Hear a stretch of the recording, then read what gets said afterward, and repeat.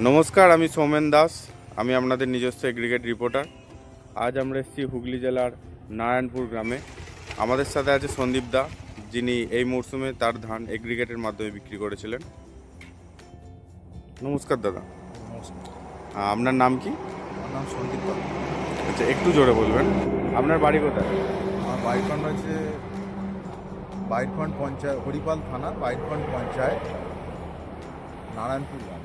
আচ্ছা, আপনি যে এগ্রিগেটের মাধ্যমে ধান বিক্রি করেছিলেন, তো কেমন লাগলো আপনার?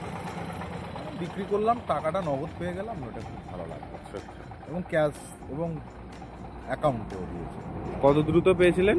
তাড়াতাড়ি পেয়েছে, তো দ্রুত মানে খুব তাড়াতাড়ি, মানে ধান দিয়েছি পয়সা পেয়ে গেলাম। আচ্ছা, মানে আপনার অভিজ্ঞতা ভালো ছিল। ঠিক আছে। আচ্ছা, তো আপনি কি চাইবেন যে আরও পরের সিজনে ধান বিক্রি করার জন্য? যদি এইভাবে টাকা আমার ধান তুলে নেয়, টাকা সঙ্গে সঙ্গে দিয়ে দেয়, কে না চাইবে? আচ্ছা আচ্ছা, ঠিক আছে দাদা, নমস্কার।